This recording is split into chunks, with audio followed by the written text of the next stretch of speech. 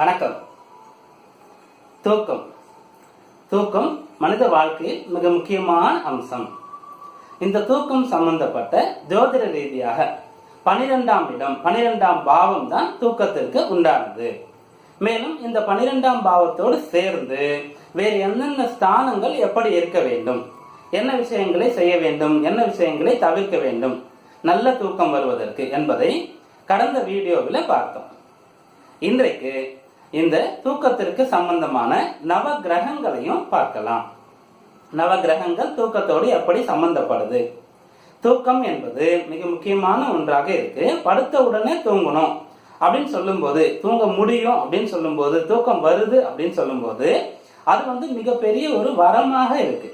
அடுத்த நாள் நம் போட்ட திட்டத்தை சரியாக செயல்படுத்த முடியும், ஆரோக்கியமாக இருக்க முடியும், சுறுசுறுப்பாக இருக்க முடியும், உற்சாகமாக இருக்க முடியும். தூக்கம் வரலன்னு சொல்லும் போது அது பலவிதமான உடல் உபாதையோடு சேர்ந்து நம்முடைய கல்வி ஆகட்டும், உத்தியோகம் ஆகட்டும், தொழில் சம்பந்தப்பட்ட விஷயமாகட்டும், ஆரோக்கியமாகட்டும் அனைத்தையும் கெடுக்குது. அப்படிப்பட்ட தூக்கம் நவகிரகங்களோடு எப்படி சம்பந்தப்படுதுன்னு பார்க்கும்போது, சூரியன் நவகிரகங்கள்ல தலைமை கோளாக இருக்கார். முதல் கோள் சூரியன் யாருக்கு சூரியனுடைய பலமே இல்லாம அவங்க பிறந்திருக்காங்களோ, யாருடைய ஜாதகத்துல சூரியன் பலம் இல்லையோ அவர்களுக்கு பகல் நேரத்துல உற்சாகம் இருக்காது. இரவு நேரத்தில் தான் அவர்கள் உற்சாகமாக இருப்பாங்க. சந்திரன் யாருக்கு மிக அதிகமாக பலமாக இருக்குதோ அவங்களுக்கு இரவு நேரத்துல உற்சாகமாக இருக்கும், பகல் நேரத்துல உற்சாகமா இருக்காது. சூரியன் பலம் இல்லைன்னு சொல்லும் போது பகல்ல அந்த அளவுக்கு உற்சாகம் சக்தி இருக்காது, எதுலையுமே நாட்டம் இருக்காது. இரவுல சிறப்பாக வேலைகளை செய்ய முடியும். படிக்கிறத விட இரவுல படிச்சா நல்லா படிக்க முடியும்னு சொல்லிட்டு நைட் ஸ்டடி பண்ணுவாங்க. அதே போல சந்திரன் பலமாக இருக்கக்கூடியவர்கள் இரவு நேரத்துல நல்ல ஒரு உற்சாகத்தோடு சுறுசுறுப்போடு இருப்பாங்க. தங்களுடைய முக்கியமான பணிகளை இரவு நேரத்துல வச்சுப்பாங்க. தங்களுடைய ப்ராஜெக்ட் சொல்லக்கூடிய வேலையாகட்டும், தொழில் சம்பந்தமான விஷயங்களை தீர்மானம் பண்றது, பேச்சுவார்த்தை பண்ற விஷயமாகட்டும் அதெல்லாம் இரவு நேரத்துல வச்சுப்பாங்க. அங்காரகன் சொல்லும் போது அங்காரகன் யாருக்கு பலமாக இல்லையோ அவர்களுக்கு எதிரி இருப்பாங்க, கடன் இருப்பாங்க, ஆரோக்கிய கேடு இருக்கும், விபத்து நடக்கும். அப்படி இருக்கும்போது அவர்களுக்கு இரவுல சரியா தூக்கம் வராது.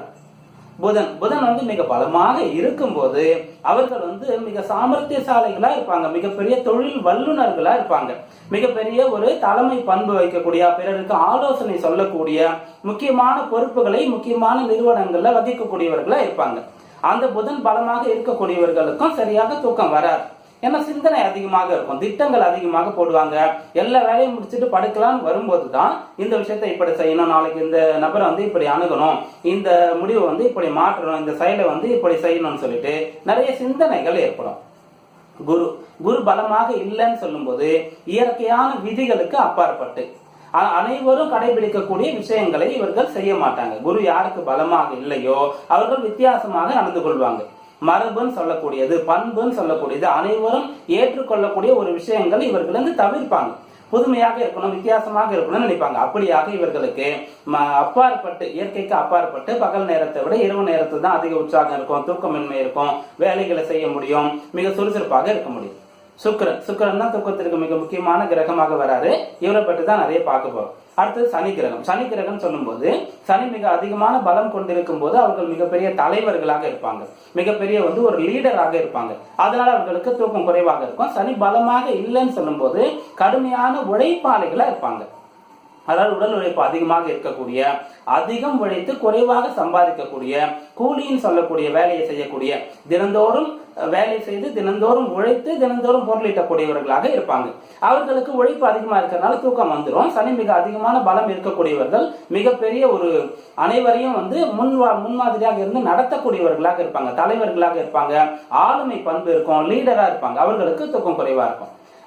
ராகு பலமாக இருக்கும்போது அவர்களுக்கு அந்நிய மோகம் ஏற்பட்டுடும், வெளிநாட்டுடைய தொடர்பு வந்துடும். அதனால வெளிநாடு சம்பந்தப்பட்ட வேலையை எங்க இருந்து செய்து கொடுப்பாங்க. சிலருக்கு அதிகமான கெட்ட பழக்கங்கள் வந்துடும். அதனால இரவுல தான் இவங்க அதிகமா வெளுத்து கொண்டிருப்பாங்க.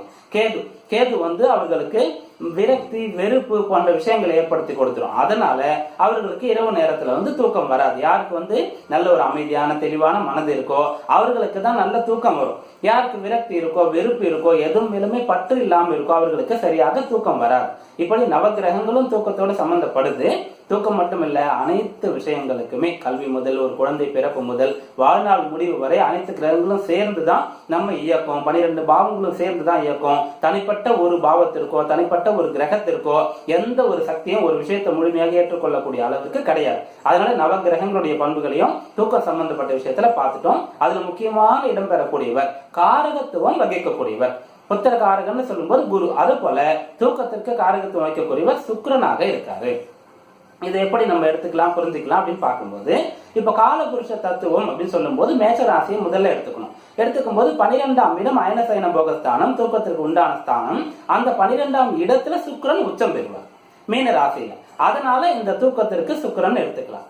அடுத்ததாக பொதுவாக 12ஆம் இடத்திற்கு கிரகங்கள் வரும்போது அது மறைஞ்சிடும். ஆனா சுக்கிரன் பொறுத்த வரைக்கும் 12ஆம் இடத்துல கூட மறைவு கிடையாது அப்படின்ற ஒரு விதி விலக்கும் உண்டு. அதனாலையும் எடுத்துக்கலாம். அதன் பிறகு நடைமுறையில பார்க்கும்போது சுக்கிரனுடைய காரகத்துவங்களா இருக்கக்கூடிய தாலாட்டு பாடுனா குழந்தை தூங்கும். குழந்தை மட்டும் இல்ல, பெரியவங்க கூட, இளைஞர்கள் கூட, நடுத்தர வயது இருக்கக்கூடியவர்கள் கூட, முதியவர்கள் கூட நல்ல ஒரு இசையை கேட்கும் போது தூங்கிடுவாங்க. இதற்கு சுக்கிரன் தான் காரகத்துவமாக இருக்கார். அதே போன்று சுக்கிரன் தான் சாஸ்திரங்களுக்கு மந்திரங்களுக்கு உண்டானவரா இருக்கார். எந்த இடத்துல மிக சிறப்பாக மந்திரங்கள் வேத மந்திரங்கள் ஓதப்படுதோ அந்த இடத்துல நம்மை அறியாம நமக்கு தூக்கம் வரும். அது நிறைய சடங்கு சம்பிரதாயங்கள்ல பார்க்கலாம். ஒரு கிரகப்பிரவேசம் செய்யும் போது பார்க்கலாம். சில இடத்துல கல்யாணங்கள் நடக்கும் போது கூட பார்க்கலாம். அந்த மண்டபத்துல அந்த கிரகப்பிரவேசத்துல கலந்து கொண்டவங்க தன்னை அறியாம அந்த கண்ணை ஏறுவாங்க. அதை பார்க்கலாம். ஆலயத்துல கூட பார்க்கலாம். கோவில்ல ஒரு விசேஷமான ஒரு முக்கியமான நாள், பெரிய பூஜை நடக்குது, நிறைய அபிஷேகங்கள், பிறகு அலங்காரம், பிறகு சுவாமிக்கு சகஸ்ரநாமம், பாராயணம், அர்ச்சனைகள் போன்ற விஷயங்கள்லாம் நடக்குது அப்படின்னு சொல்லும் போது அந்த இடத்துல சில பேருக்கு அந்த அளவுக்கு தூக்கம் வரும். தன்னை கட்டுப்படுத்த முடியாத அளவுக்கு தூக்கம் வரும். ஏன்னா இதெல்லாம் சுக்கிரனுடைய காரகத்துவங்களா இருக்கு. இன்னைக்கு நவ கிரகங்களோடு சம்பந்தப்பட்ட அந்த தூக்கம் பார்த்தோம்.